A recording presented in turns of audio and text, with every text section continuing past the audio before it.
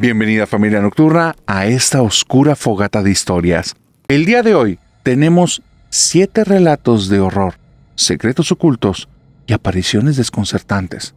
Pero antes de iniciar, recuerda este trato, este convenio que te propongo. Si te gustan 1, 2, 3 o más historias, al final te suscribes y le das a la campanita. Pero ya no le hagamos más largas. Comencemos con estas 7 historias de horror.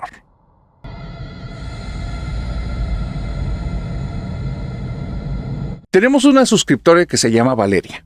Valeria vive en Estados Unidos y me mandó un correo en el cual inició con una frase que me dejó impactado y decía: narrador, si quieres saber de personas que verdaderamente tenemos vivencias de terror, no le andes preguntando a cualquiera.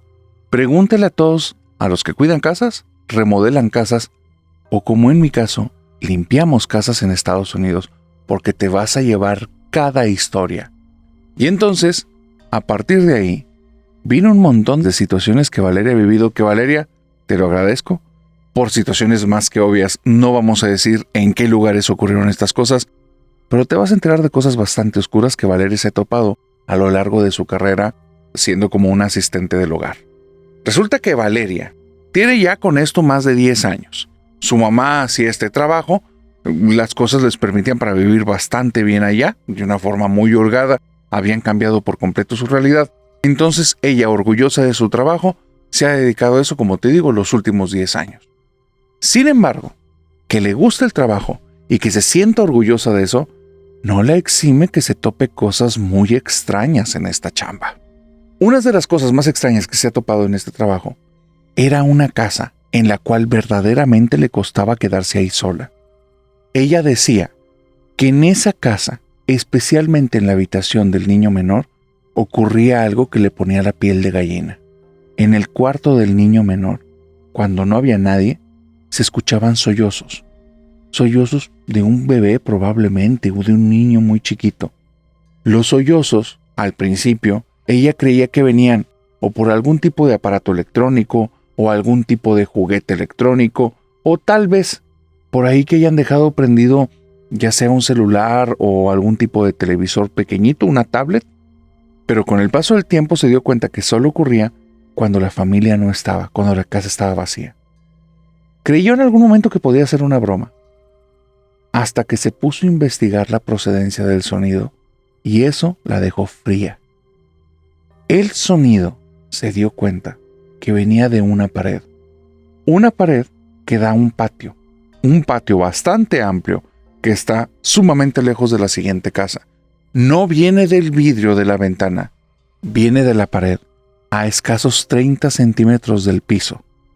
Ella acercó el oído, lo pega ahí, y escuchó cómo el sollozo se comenzó a intensificar, y de repente, por el otro oído, el que tenía del otro lado, el que no estaba pegado a la pared, escuchó la voz de un niño que le dijo: ayúdame. Valeria se quedó helada. Dice: me quedé fría. No salí corriendo, no grité, no nada. Me quedé fría. Hice como si no hubiera escuchado nada. Actué lo mejor que pude. Me levanté, me sacudí la ropa, me sacudí las rodillas. Me salí caminando lo más tranquila que pude aparentar del cuarto. Cerré la puerta y después de eso me empecé a persignar y me salí de la casa y dije: no, aquí va a estar difícil trabajar. Después de ese suceso en esa casa, la voz del niño la perseguía en todas partes cuando se quedaba sola. Si estaba en la habitación de los señores, escuchaba a un niño platicando desde las paredes, como si estuviera encerrado ahí. Ya sabes, este tipo de construcciones que dejan un cierto nivel de grosor, donde eso pudiera ser tal vez posible en algunas partes de la construcción, pero ella lo escuchaba en lugares en los que esto no pudiera ocurrir, porque la pared era delgada y del otro lado daba alguna zona de la casa que estaba en el exterior. Cada vez que la familia se iba, parece que esa cosa que vivía en la casa la buscaba. Sin embargo, no es lo peor que he vivido. Esa es la casa donde más trabajo le ha costado estar. En algún momento consiguió otro trabajo o tenía 2 casas a la vez y después la dejaron de solicitar servicios en esa. Algo pasó, pero con el tiempo ya no necesitó estar en esa casa. Así es que cuando llega a otra de las casas de asistencia, una de las casas más grandes en las que ha estado, porque dice: narrador, esto sí es una casa que Fácilmente en México la confundiríamos con una mansión. Acá no. No es una mansión, pero sí es una casa demasiado grande. Es una casa mucho más allá del promedio. Pero en esa casa pasaban cosas. En esa casa se sentía un ambiente como tenso, como oscuro. Toda la familia se llevaba mal.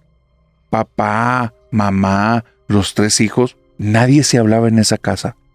Todos tenían su habitación más una habitación extra de juegos, pero para no convivir con los demás. Es algo muy extraño, nunca lo he vuelto a vivir. El señor y la señora que vivían en la casa dormían en habitaciones separadas. Parecía como si fueran personas que no se quisieran de toda la vida, como si fueran enemigos, porque si se dirigían una mirada, la mirada siempre iba cargada de odio. Intentaban nunca estar en una reunión familiar porque esas reuniones familiares terminaban mal lo que les sigue. Discusiones, gritos, zafarranchos, horrible.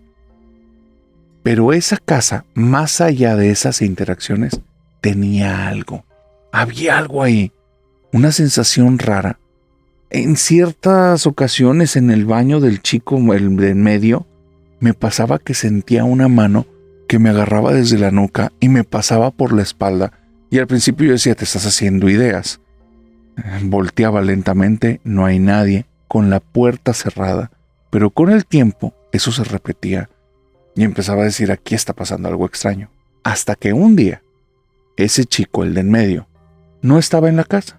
Y me decidía que iba a limpiar su cuarto porque ya tenía varias semanas que él no me permitía entrar ahí y ponía el no molestar como un tipo de candadito fuera de la cerradura para que yo ni siquiera intentara entrar. Ahora no lo dejó, no estaba, y cuando entro en la habitación se ve espantosa. Todo tirado, el lugar con un aroma medio extraño, como a hierbas, como a humo, algo muy muy raro. Así es que cuando comienzo a limpiar todo, me comienzo a topar diferentes cosas que me dejaron fría y muy asustada. ¿Con quién carajos estoy trabajando? Y ahí me di cuenta que tal vez corría un peligro. Porque este muchacho tenía diferentes cosas.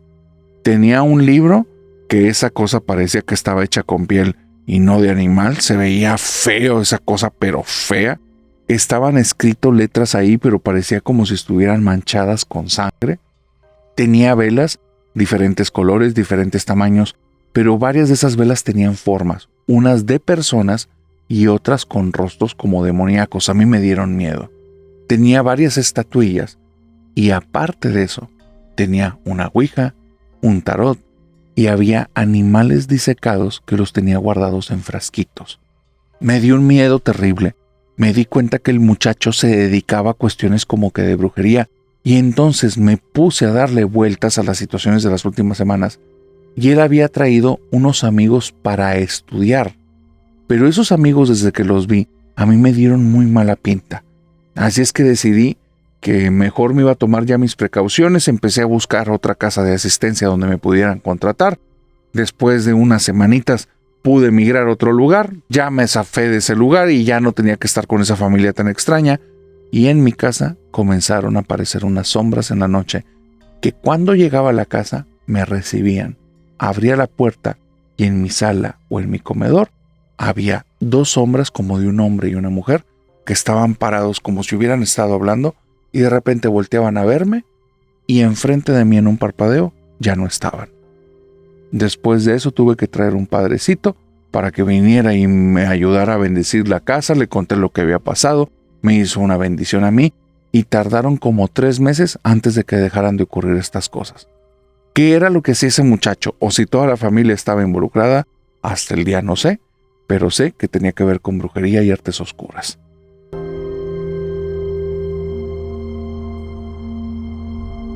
Lana, cuando tenía 14 años, deseaba pero con fervor tener un animalito en casa. Tener una mascotita, un compañero peludo que la acompañara. Ella andaba decidiéndose entre perritos, entre gatitos, pero finalmente llegó un gatito a su casa que la volvió loca. Ella creía que era gatito y le puso de nombre Gatímedes. Un gatito blanco, blanco, blanco con ojos verdes y una oreja negra. Un gatito precioso. Y estaba bien chistoso porque el gatito cuando le hablabas se te quedaba viendo y parecía como si te entendiera. Ella lo vio Su papá y su mamá, que no tenían como una cultura de cómo manejar estas cosas, la vieron tan encariñada con el gatito que le dijeron que se lo quedara. Desparasitarlo, llevarlo a la veterinaria y cosas así, no lo hicieron. No sabían de estas cosas y simplemente lo dejaron ahí en casa. Gatímedes desde ahí prácticamente fue la mascota, el compañero de ellos durante una temporada larga de 2 añitos. Pero en esos 2 añitos les pasaron cosas bien extrañas. Lo primero es que Lana se empezó a dar cuenta que Gatímedes tenía cierto gusto para levantarse temprano en las mañanas y ver el noticiero, así como lo escuchas, porque ella se levantaba alrededor de las 8 de la mañana los fines de semana, cuando iba caminando y llegaba a la zona del comedor, que tenían un sofá y enfrente un televisor. Ahí, en el sofá, estaba sentado Gatímedes sobre los cuartos traseros, pero no sentadito con las patas puestas, no, como si fuera una persona con las patas extendidas para adelante, el cuerpo pegado a la parte de atrás del sofá, las patitas delanteras encima como de sus muslitos, y estaba viendo la televisión como si fuera cualquier persona que se desparrama para ver tele, noticias y todas estas cosas. Y siempre tenía prendido el canal de noticias. Y a ella se le hacía algo súper gracioso. A veces cuando lo veía así a Gatímedes se reía, porque en una ocasión que su papá también se lo topó, ella le dijo: mira papá, se sienta como tú. Y el papá se ofendió. Se lo tomó muy mal porque el gatito se veía como un flojonazo desparramado y el señor no creía que daba esa imagen. Pero mira, Lana tiene esos recuerdos con mucho cariño y se acuerda de la cara del papá de enojo y todavía se ríe el día de hoy, aunque esto pasó hace ya más de 10 años. Lana me cuenta que Gatímedes era muy extraño, tenía como sus propias conductas y formas de hacer las cosas. Si empezaban a tener una llamada de teléfono, se ponía afuera de la habitación, pero ella se iba dando cuenta que era como si los espiara a los papás. Afuera de la habitación pegaba la orejita y no metía la cabeza, pero estaba atento hasta que terminaran de hablar y después lentamente se iba por el pasillo y se escondía en otra parte. Pero se quedaba toda la conversación y para ella era como, qué extraño, parece como si este gato nos entendiera. Cosas de este tipo comenzaron a pasar una y otra vez. Había 2 cosas que Lana no entendía por qué pasaban. La primera, ¿cómo le hacía Gatímedes para salir de la casa? La casa estaba cerrada, pero cerrada a cal y canto, y de repente escuchaban un rasguño en la puerta y era Gatímedes que estaba desde afuera pidiendo que lo dejaran entrar. ¿Pero por dónde salió? No lo entendía. Sus papás siempre le echaban la culpa a ella, pero ella sabía que no había abierto ni puertas ni ventanas. En varias ocasiones ella cerró todo, ventanas, puertas, y hacía este experimento, y Gatímedes, aún así, de alguna manera se escapaba. ¿Cómo? Hasta el día de hoy no sabe. Lo segundo eran las visitas de Gatímedes a los vecinos. Si te digo que se escapa, es más que obvio que puede salir ahí por el barrio y ya varios vecinos lo conocían, así es que se explicaría así. Pero no, lo que pasaba era muy extraño. Lana está segura de haber pasado un día entero con Gatímedes, estando en su presencia. Lo acariciaba, se ponía a jugar con él, le platicaba cosas y estuvieron casi todo el día en la habitación de Lana. Al día siguiente, una vecina fue a tocarle y a llevarle una vasijita con croquetas porque le dijo: oye, le compramos estas para Gatímedes porque ayer nos vino a visitar. Y entonces Lana se rió y le dice: ay, muchas gracias por las croquetas, pero no, Gatímedes no los fue a visitar, Gatímedes estaba aquí en la casa. Y dice: no, ayer nos fue a visitar. Y le digo que más o menos fue entre 2 y 4 de la tarde. Lana está segura que el día anterior, todo el día estuvo en presencia del gato, y ese suceso se repitió en varias ocasiones. Todo esto quedaría como una anécdota maravillosa de un adolescente, si no fuera por el día en el que Gatímedes desapareció. Un día, en la noche, no lo encontraron en la casa, y lo estaban busque y bueno, no daban con él. Papá y mamá ya se habían puesto de acuerdo que no había que salirlo a buscar porque ya eran cuestión de las 11, 12 de la noche, entonces que había que dejarlo, que muy probablemente el día siguiente iba a estar allá afuera como había pasado en otras ocasiones, pero nunca salía de noche, y en esta ocasión sí, pero iba a estar allá afuera. Ya en otras ocasiones que se escapaba, regresaba y tocaba la puerta. Vuelvo a decir, nunca de noche. Pero en esa madrugada, Gatímedes no llegó. Por la mañana los despertó una noticia, y no fue la aparición de Gatímedes, no. No fue el televisor, fue la policía, tocando la puerta de su casa, pidiéndoles a ver si revisaran la casa, si no habían tenido algún problema, porque durante la noche anterior robaron varias casas del barrio. Resulta que había un sujeto alto, delgado, que dicen algunos, con ciertos rasgos felinos, que brincaba por los árboles y se metía por las ventanas más altas, entraba rápido a las cosas y se llevaba joyas. Ese día, cuando les dijo eso la policía, mamá y papá se van a buscar adentro de la casa y descubren que su joyero está desaparecido. Es fecha que Lana cree que durante esos 2 añitos ella no tuvo un gatito, tuvo un nahual de mascota.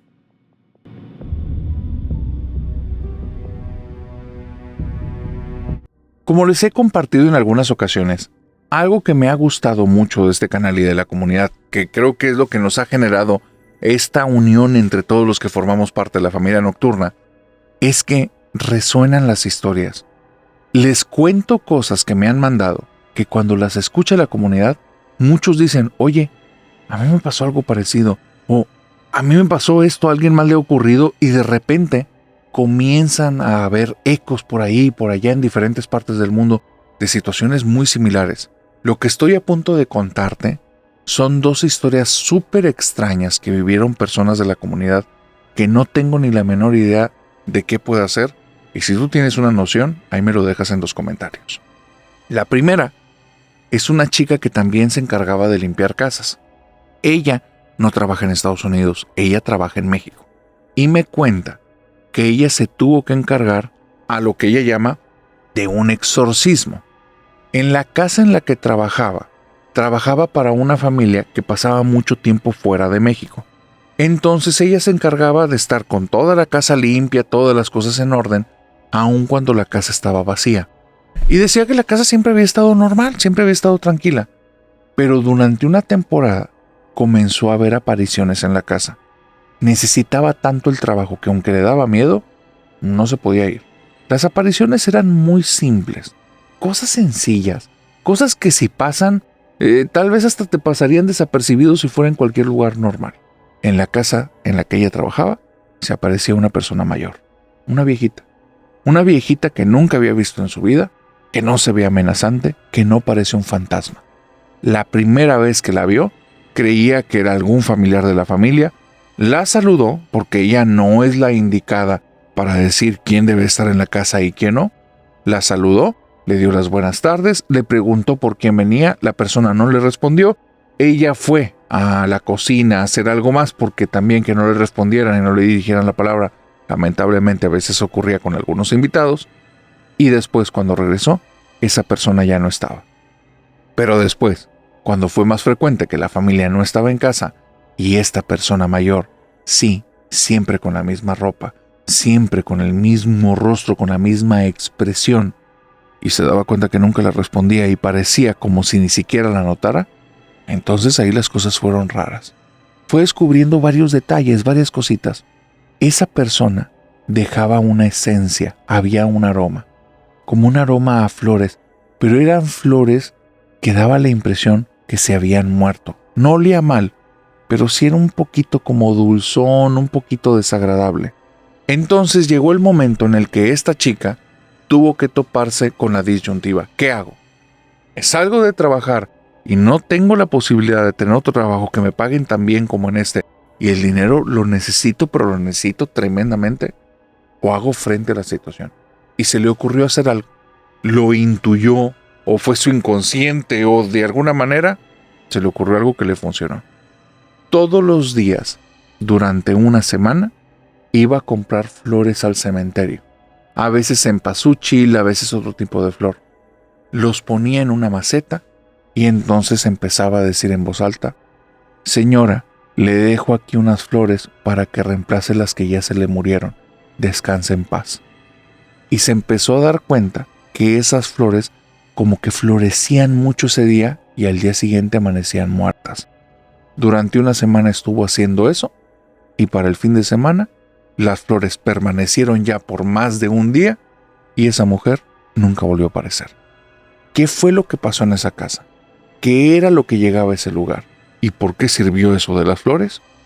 No tengo la menor idea, pero si algo se te ocurre, explícame en los comentarios.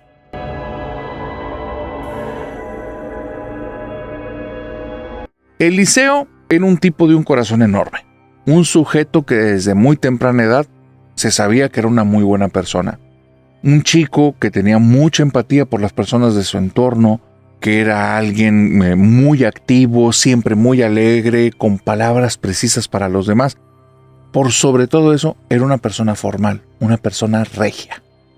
Eliseo fue creciendo, estudia medicina, le va muy bien, y después de unos 6 años de haber salido de la carrera, conoce a Lucía, se enamora de Lucía, y en 2 años ellos están decididos que van a hacer su vida juntos.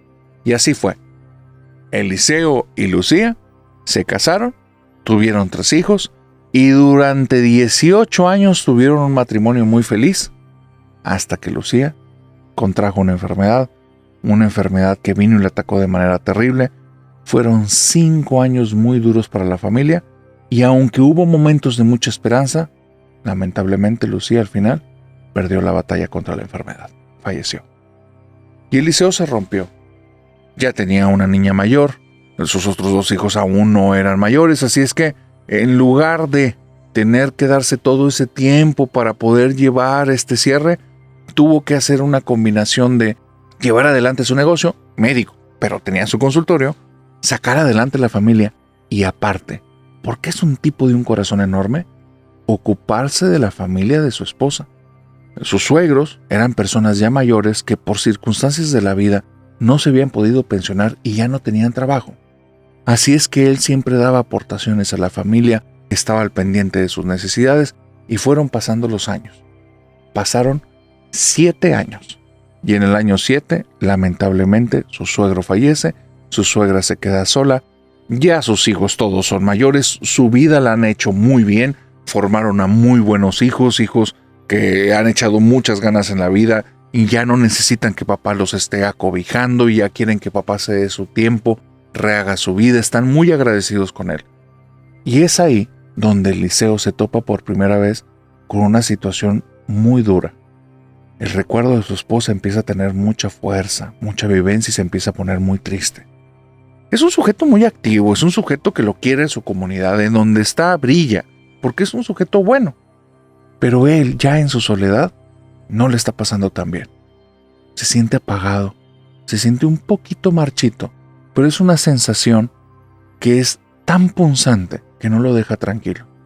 Y de repente, en este 7º año después de la muerte de su esposa, un día de esos, tuvo un sueño que le cambió la mente. Para él, ese sueño simplemente es su psicología, es su psique, es su cabeza, es su cerebro mandándole un mensaje. El sueño era este. Él estaba dormido. Y cuando estaba dormido, tomó conciencia que estaba dormido. Y dijo, oye, este lugar está muy oscuro. Ah, estoy dormido. No vio su cuerpo, no vio nada, era como simplemente una conciencia en medio de la nada. Y entonces dijo, ¿cómo te extraño? Era como si lo pudiera expresar desde el fondo de su corazón, con toda y cada una de las letras que necesitaba pronunciar para dejar salir ese dolor, esa tristeza, que no es una tristeza reciente, tiene 7 años de muchas vivencias, pero es una tristeza punzante, agudita, al fondo, allá molestándote, pero que no te deja y que te está empezando a absorber la vida. Y cuando dijo eso, ¿cómo te extraño? Es como si de repente se hubiera encendido una luz, una lámpara, un sol, porque el lugar se pone blanco al instante. Ve como si el fondo fueran un par de puertas que se abren, y entonces ve un jardín hermoso. Él no es aficionado a las flores, pero este lugar está lleno de flores y no sabe por qué al instante que las ve le recuerdan a su esposa. Y empieza a tener recuerdos muy rápidos, como si fuera una ametralladora de pequeñas imágenes que empiezan a aparecer una tras otra. Ella sonriendo, ella abrazándolo, ella siempre con vestidos de flores. Y ahí es donde entiende, las flores, los vestidos de mi esposa, ya no se acordaba, han pasado 7 años. 7 años lleno de 1000 cosas, tuvo que sacar adelante a su familia, sus suegros, el duelo de su suegro que acaba de pasar. Entonces ahora que ve los vestidos, las flores hacen todo el sentido Se siente alegre, te vuelvo a decir, esto es un sueño 100%. No tiene su cuerpo, pero se siente alegre y empieza a sentir otra vez vida, empieza a sentir otra vez alegría, empieza a sentir que esa parte marchita como que reverdece y de repente, por algún camino que ve por ahí, viene una figura muy blanca y conforme se acerca, la reconoce. Con un vestido blanco hermosísimo está su esposa, radiante como el día que se casaron. Brillante, tiene una luz increíble y cuando la ves no tiene ganas de llorar, tiene ganas de ir a abrazarla, de besarla, de platicar con ella, de saber cómo está. No es un tipo egoísta. En el momento en el que la vio, lo que le importó fue ella, no él. Así es que fue y se para enfrente de su esposa y quiere preguntarle 1000 cosas, pero ella nada más lo abraza y le dice: ya, tranquilo, acá te voy a esperar, pero vive bien, te lo mereces. Y se despertó, los ojos llenos de lágrimas, pero se sintió de repente como si otra vez ese pedacito del corazón que se murió unos años atrás junto con su esposa volvió a palpitar. La vida recobró otra vez cierto brillo. Pero te vuelvo a decir, Eliseo es médico. Para él eso tiene una explicación directa. Es su mente que le está mandando un mensaje. Este es tu cierre, necesitas seguir adelante. Y lo toma. Aunque él no cree que haya visto a su esposa, que haya estado ella presente en el sueño, es más bien él y sus recuerdos y sus anhelos y sus dolores, diciéndole que es momento de seguir adelante. Lo toma, no lo va a cuestionar. Y a partir de ahí, durante el siguiente año, le está echando unas ganas a la vida que no tienes idea. Todos se han dado cuenta, porque aunque es un tipo bueno, ahora tiene un brillo, un dinamismo, lo ven sonriendo, lo ven llegando a todas partes bien dicharachero, siempre tiene buenas pláticas, comentarios positivos para los demás. A nadie le cuenta qué se debe porque se va a sentir ridículo y es algo muy personal. Pero su suegra se empieza a poner malita y él está constantemente al pendiente de ella. Un día se la tienen que llevar de emergencia al hospital. Cuando le están haciendo la intervención, lamentablemente él está cerca de ahí y se da cuenta. Flatline, la línea que te está diciendo que la persona acaba de fallecer. Y se queda él impactado. Pero al mismo tiempo es una persona mayor, es una persona que también ya quería descansar. Entonces se siente aliviado, pero a la vez se siente triste, se siente culpable por sentirse aliviado. No se sentía por una carga de él, se sentía por ella, pero aún así se siente un poco culpable. Y está en esta combinación de emociones cuando de repente logran traer a la persona de vuelta. 40 segundos había fallecido esta mujer. Cuando regresa, 2 días después, puede ya tener una conversación con ella. La persona solo le dice: Eliseo, ¿para qué me trajiste de vuelta? Estaba con mi hija en un jardín hermoso lleno de flores, ella con un vestido blanco precioso, toda llena de luz como el día cuando se casó contigo. Estaba tan feliz de estar con ella, ¿para qué me trajeron de vuelta? Eliseo a nadie le había contado su sueño. Al día de hoy, él cree, ya contra todo pronóstico, que sí existe una vida después de la vida. No desea llegar ya en este momento, porque su esposa le dijo: vive bien, y él es lo que va a hacer, y cuando llegue el momento, sabe que ella lo va a estar esperando.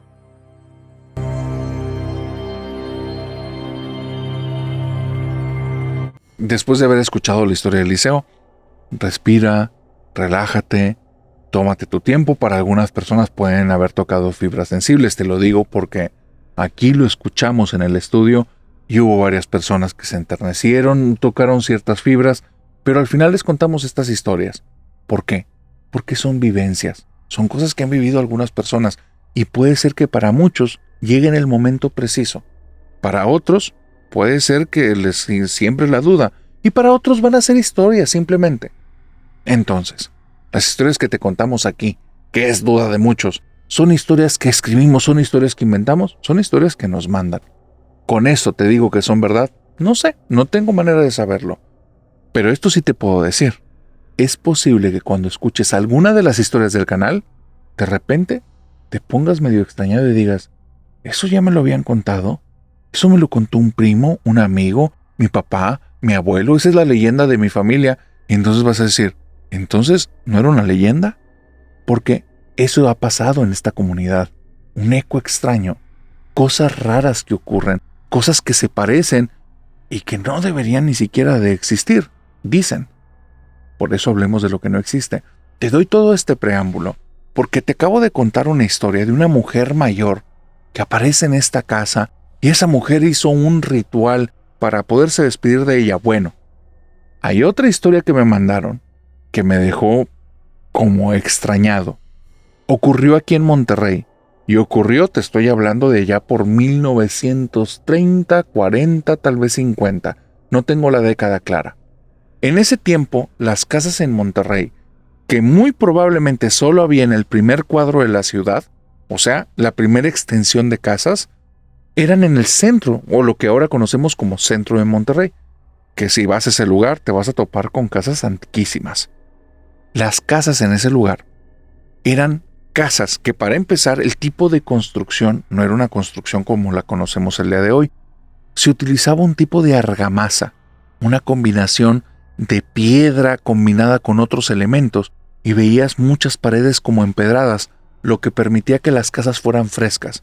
Las bóvedas eran bastante altas y los lugares eran como muy abiertos. Esas casas nunca tenían el baño adentro de la casa. Era rarísimo. Lo habitual es que el baño estuviera fuera de la casa. Costumbres del tiempo, costumbres de la época. Algunos con su letrina, algunos con sus baños, pero baño o letrina iba fuera de la casa. En una de esas casas en el centro de Monterrey, en aquellas décadas, ocurrió lo que estoy a punto de decirte. Y esta historia nos las manda un suscriptor porque es la leyenda de su familia, que siempre había creído que era una leyenda hasta que comenzó a escuchar historias del canal y dijo: ¡ah, carajo! Entonces mi familia no lo contaba para asustarnos, tal vez sí les pasó. Ahí te va. Cuentan que en esa casa, los niños, antes de que cumplieran 15 años, nunca querían ir al baño del patio. Nunca. Siempre los tenían que llevar de dos en dos, entre ellos ir en bola o que fuera un adulto con ellos, porque decían que veían a alguien. Estamos hablando que también el patio, aunque tenía una barda medianera, eran lugares demasiado seguros. Las personas no se andaban cruzando de casa en casa sin pedir permiso. No eran costumbres de ese tiempo. Nadie andaba pensando en si me van a asaltar o robar, porque no había ni siquiera pertenencias importantes dentro de las casas. La casa prácticamente era para dormir y descansar, y después te ibas a trabajar. No había grandes pertenencias. En esa casa y en esa zona tampoco lo había. Pero decían que alguien estaba en el patio. Cuando los papás, los adultos, que no eran personas que escucharan a los niños y se pusieran a platicar con ellos en esa época, ¿ya escucharon tan repetido esto?, les preguntaron: ¿a quién están viendo? Y describían a una mujer de cabello blanco, bata blanca, piel blanca, pero que tenía los ojos también como emblanquecidos, como si tuviera algún tipo de catarata o algo que les volviera los ojos como borrosos. La mujer era horripilante por el hecho de estar en el patio, pero en sí parecía la abuelita de algún vecino. ¿Cómo va a ser una persona de la tercera edad, ya de cabello cano, que se ve flacucha, chiquitita, brincarse una barda que no hay manera que lo haga sin una escalera y sin brincar? ¿Cómo lo haría sin lastimarse? Aparte, ¿cómo se escapa tan rápido? ¿Los señores creen que es un juego? ¿Creen que los niños están haciéndose como que ideas y están jugando a inventar este tipo como de cuentos? Hasta que de repente uno de los adultos se topa a la mujer. Esa mujer que han descrito muchas veces sus hijos. Ahora, ese día que fue al baño en la casa, todo estaba normal.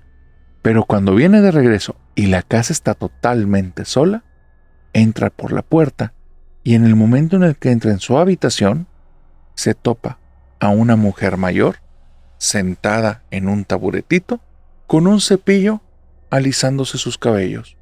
La mujer está viéndose en el espejo y cuando él logra ver el reflejo de ella, ve que los ojos están borrosos. Es exactamente la mujer que le han estado describiendo los niños en el patio. Cuando la ve se asusta, le habla y le dice: ¿quién es usted? La puerta se le cierra en la cara y cuando la abre, la habitación está sola. No hay ninguna ventana en esa habitación, no hay forma de salir de ahí. Eso que estaba ahí ya no estaba. ¿Y sabes qué es lo extraño? El cepillo que tenía no era una pertenencia de la casa, nunca apareció.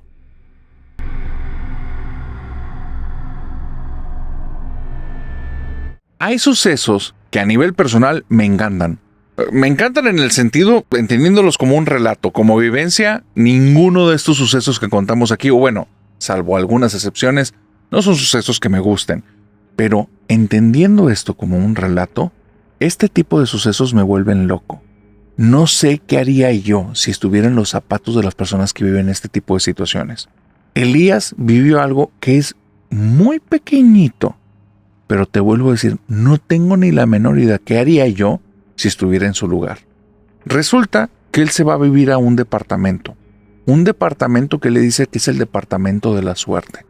Desde que ha estado viviendo ahí, su vida marcha todo para bien.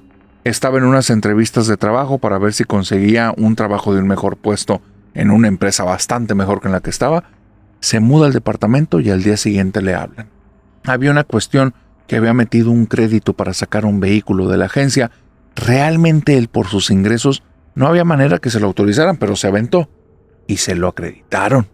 Él esperaba que quedara demasiado ahorcado entre la paga del departamento y el pago del vehículo. Iba a estar fuerte la situación.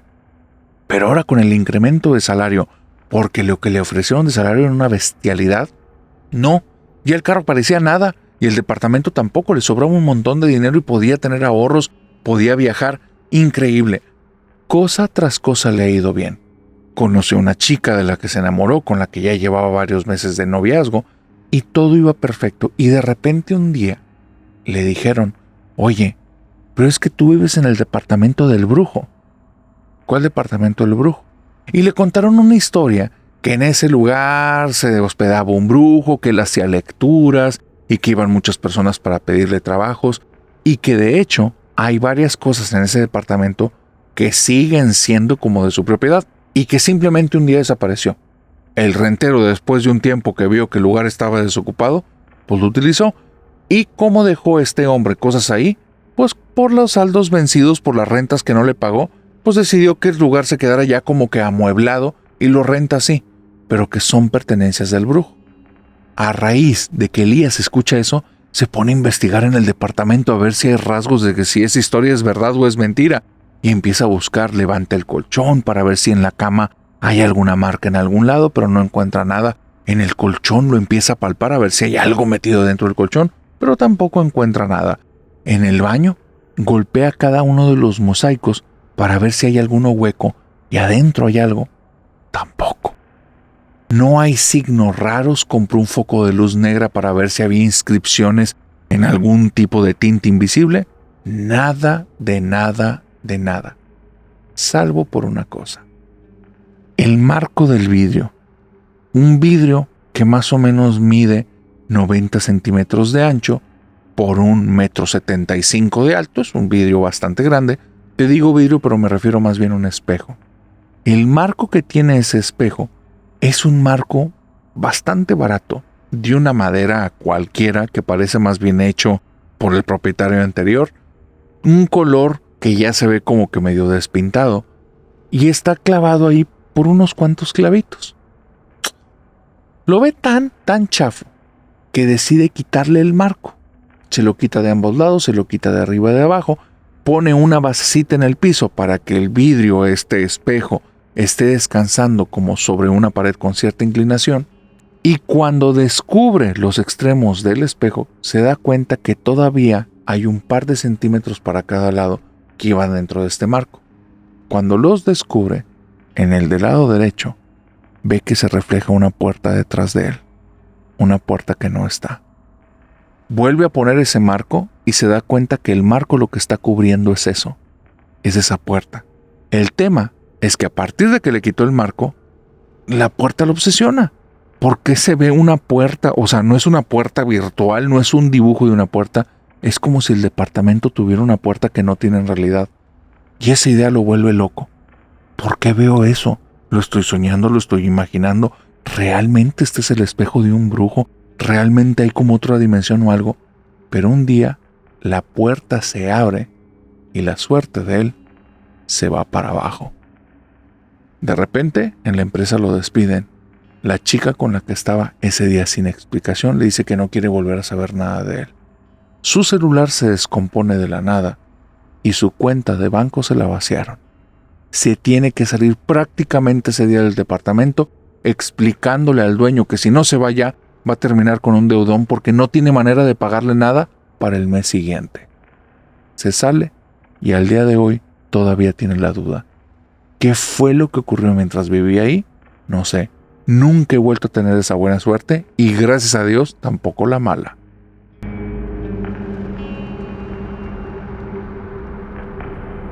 Dinora sabe que existe algo más allá de la vida.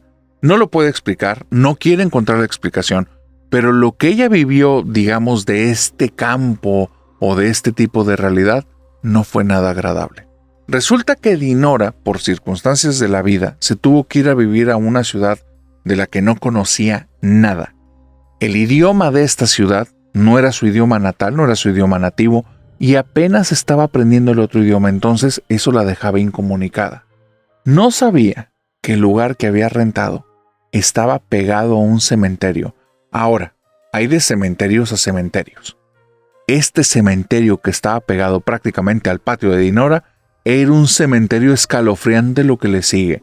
Se veía donde estaba descuidado, lápidas y tumbas de color negro. Había cruces negras por todas partes, todo hecho como de algún tipo de acero o metal, y te daba una sensación, pero fea, como presencias, como si ahí siempre hubiera gente, aunque nunca había un alma. O tal vez estaba saturada de las mismas. El punto es que Dinora no es una persona creyente de estos temas, pero me dice narrador, el día que me asomo por mi habitación para ver al patio y me topo con un montón de lápidas y tumbas, me asusté. Dije, ¿dónde estoy? Me fui a darle la vuelta al cementerio como para quitarme esos pendientes y no hacerme de ideas, pero me fue peor. Donde entro al cementerio se llenó todo de neblina, como si fuera una película de terror, y dije, no, a mí no me van a asustar y me regresé a la casa. Lo intenté en 3 ocasiones y en las 3 ocasiones se llenó de neblina. Era como si los muertos me estuvieran recibiendo, y te digo esta frase por lo que me pasó después. Los vecinos no tuve mucha relación con ellos, eran personas muy herméticas, personas que no son de socializar. Algunos de ellos que eran foráneos, yo cuando les hablaba del cementerio, me hacían signos como que cállate, no querían hablar de eso. Nadie me comentó ni me dio ningún detalle de nada, pero yo te voy a decir lo que viví y estoy seguro que toda la colonia estaba embrujada. En mi casa, cuando me bañaba, empezaba a escuchar el canto de los muertos.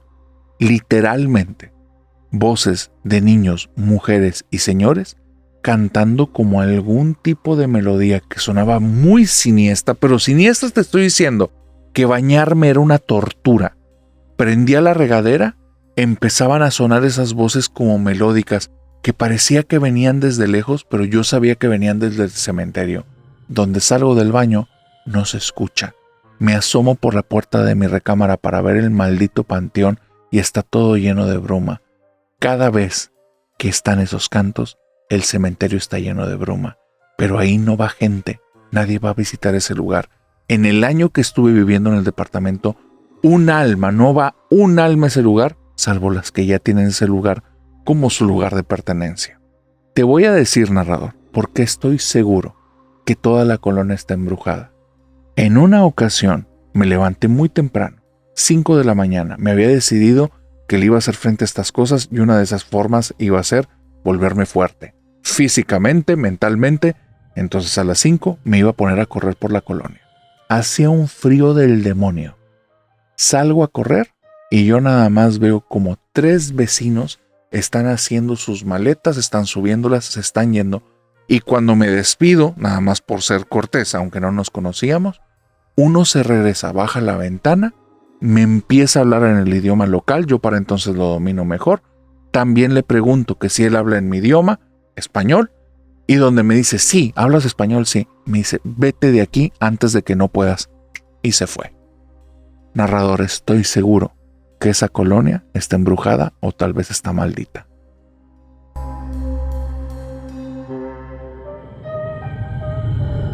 Hay ciertas posturas que hemos tomado en el canal. En muchas ocasiones les hemos dicho que tomen ciertas precauciones, que tomen ciertos cuidados, que se alejen de ciertas prácticas. Todo esto no va por un marco de creencias de nosotros. Va porque en las historias que nos mandan nos advierten de peligros. Y como ustedes son mi familia, pues obviamente los quiero resguardar de riesgos innecesarios, de peligros que no tienen por qué estar viviendo. En el campo de lo paranormal, es un grave error pararte ahí y hacer las cosas con soltura, como si creyeras que eres un experto, si lo sabes todo, o si simplemente no fuera a pasar nada. ¿Por qué? Porque realmente es incierto con qué estás teniendo contacto.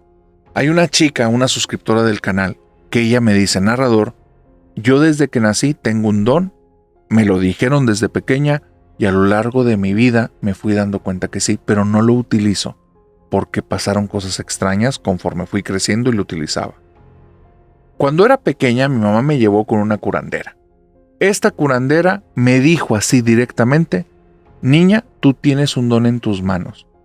Tu don puede ayudar a salvar y a sanar a muchas personas. Tú tienes que decidir qué hacer con él. Te estoy hablando que yo tenía 10 años y me están hablando una adulta en una forma en la que ni entiendo, ni dimensiono, ni puedo recapacitar bien que conforme a esta situación. Pero el punto es que me quedo con esa idea y a partir de ahí me vuelvo una persona como muy touchy. Toco mucho a las personas, acaricio mucho el cabello, las manos, y de repente, cuando se los acaricio a una anciana, se me queda viendo y me dice: ya no me duelen. Yo le estaba agarrando sus manitas porque estaba platicando ella con mi mamá y yo estaba pequeña y estaba jugando con sus manos. Ella me dejó y después me dijo: ya no me duele la mano. Yo no sabía, pero la señora tenía artritis. Entonces, a partir de ahí, yo comienzo a dar masajes a personas conocidas de mamá y resulta que esas personas, dolencia que tenían, dolencia que les quito, lo que fuese. Dolores que tenían semanas, ya no estaban. Oye, que están llevando un tratamiento médico, no los curo, les quito el dolor. Eso es muy importante porque no los estaba curando. Había una persona que tenía una enfermedad muy fuerte, la enfermedad no se la quité, pero la ayudaba a que no tuviera las dolencias y eso la fue ayudando a tener el tratamiento mejor. Bueno, yo iba con eso, narrador, y entonces yo sentía que estaba ayudando. Así es que mi mamá me empezó a promocionar y gratuitamente me hacían una fila de personas todos los días, 10 o 12 personas que iban para que les diera masaje. En la panza, en la espalda, en la cabeza, en los pies. Te puedes imaginar a una niña de, no me acuerdo si ya tenía para ahí 12 o 13 años, atendiendo personas adultas. Mi mamá no fue de vender un espectáculo. Yo estaba vestida como siempre me vestía, mi mamá también, y nada más ponía unas banquitas afuera mamá porque decía que con esto los íbamos a ayudar. Y mi mamá era bien consciente y nunca les decía: con esto se va a curar. Les decía: les vamos a quitar el dolor por un ratito, porque después nos dimos cuenta que la gente volvía a la semana, al mes, y regresaban. Entonces yo me di cuenta que no era permanente, pero el dolor se les quitaba. Así es que mira, me empecé a hacer de mi fama, yo hacía todo eso todos los días, hasta que me empezaron a pasar cosas raras. Vino un señor que venía de otro pueblo y había llegado hasta allá como las referencias de lo que yo hacía, porque él tenía mucho dolor en la columna. Pero el señor, desde que lo vi, me hizo sentir muy extraño. Cuando le doy el masaje en la espalda, me empieza a doler la espalda, pero a tal manera que termino echando gritos, narrador. Toda una semana no me podía mover de la cama, estaba tirada boca abajo y que no me tocaran. Me llevaban sopitas con popote para tomar, me deshizo esa cosa y después de eso tenía miedo de tocar personas. Fue pasando el tiempo, se me fue bajando el miedo, regresé a los masajes, pero después empecé a bajarle porque otra persona vino, una desconocida, que también me dio esa mala espina. Cuando la toco, empiezo a tener un dolor en el pecho, como si me fuera a dar un infarto, como si me fallara el corazón. Y esa persona se fue tranquila y yo me quedé mal, muy mal. Me empecé a dar cuenta que con ciertas personas me quedaba con los dolores. Hubo otra cosa. Conforme fue pasando el tiempo, de repente, a mis 15 años, me empezaron a notar arrugas en la cara. Y eso estaba muy extraño. Fuimos con un dermatólogo, me revisó y me dice: no, es que es como si tuvieras la piel envejecida. Me empezó a dar cremas, me empezó a dar como muchas cosas, pero simplemente era como si yo estuviera envejeciendo más rápido. Cuando me checan mi metabolismo, me dicen que tengo el metabolismo de una persona de 40 años, narrador, tengo 15. Toda mi vida había vivido normal. Entonces, no relacioné las cosas, no dije que era lo del masaje, Pero ocurrió otra situación de esas que me quedé con los dolores de alguien, así es que le dije a mi mamá, vamos a parar por una temporada, dejamos de dar masajes y mi piel empezó a rejuvenecer. Así como te digo, en menos de un mes mi piel ya estaba otra vez normal. Fui y me checo lo del metabolismo y me dicen que tengo el metabolismo normal de mi edad. Me empiezo a asustar y digo, eso que estoy haciendo no nada más me trae las dolencias, me desgasta, me está haciendo algún tipo de daño. Y va pasando el tiempo. No hago ya los masajes con esa fila, le digo a mi mamá que no es bueno, que me puede pasar algo. Va pasando el tiempo, mi mamá me escucha. Llega un momento en el que retomamos ese servicio y ya no me acuerdo por qué. Pero se nos hizo una buena idea, como que se nos olvidó lo que habíamos vivido y por lo retomamos. Y no pudimos tener peor error. Después de retomar eso, empecé a tener visiones. No te digo de ver el futuro y esas cosas. Mientras daba el masaje, a veces veía sombras detrás de las personas, como si trajeran cargando muertos, narrador. No te quiero decir que eso me sirvió de algo porque no fue así. Me dio el miedo que en la vida he sentido. Sentía un miedo y un terror. Imagínate que estoy con la señora grande. Le estoy moviendo ahí sus manitas para que ya no sienta dolor. Y cuando volteo a verle los ojos, hay un tipo de ojos rojos todo oscuro que me está viendo directamente y me muestra unos colmillos. No, cállate. Casi le pego un grito y voy a matar a la pobre mujer del susto. Entonces, no, empecé a cortar, pero las sombras ya no se fueron. Me topaba sombras en las espaldas de las personas, empecé a detectar lugares que tenían ciertas energías y después empecé a tener sueños con ciertos familiares que después de eso me enteraba que estaban muertos. Llegó un momento para mis 22 años que dije, ya no quiero esto. Y ¿sabes qué? No es por no sentirme normal. Yo me creo una persona muy inteligente. Es porque siento que realmente conforme vas utilizando eso, se van abriendo como puertas, se van abriendo cosas. Nada más que es como si fuera un concurso. ¿Qué está detrás de esa puerta? No sabes hasta que se abrió. ¿Sabes qué es lo peor? En ningún momento tienes la llave en la mano para decidir si se abre o no. Se va a abrir y punto. Ahora yo te lo digo, y te lo digo con mi experiencia de 22 años. Lo único que he encontrado para que disminuyan y empiece a haber menos sombras, que no sea tan seguido, sienta los lugares a veces no tan pesados, las personas ya no tengan que cubrir todo mi cuerpo para que el contacto no me transmita cosas, lo único que me ha funcionado es no hablar de este tema a nadie y no utilizarlo nunca. Lo he hecho por un par de años y mi vida ha regresado a la normalidad. Ahorita que te estoy hablando esto, mi cuarto está lleno de sombras y se siente horrible. ¿Y tú? ¿Qué harías con un don así?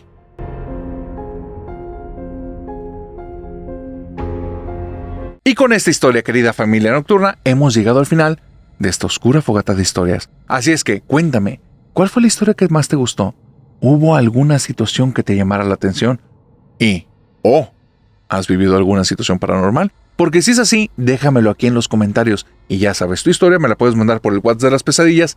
Ese te lo cuento, te lo doy cada sábado de sombras. Vete a la pestaña de en vivos a sábado de sombras y ahí te vas a topar el número del WhatsApp de las pesadillas. Pero bueno, de aquí al siguiente jueves, que es cuando tenemos el nuevo episodio, te deseo que tengas dulces pesadillas. Pero antes, si te gustaron 1, 2, 3 o más historias, suscríbete y dale a la campanita. Y si estás en Spotify, Apple Podcasts, Amazon Music, síguenos y danos las 5 estrellas. Bye bye.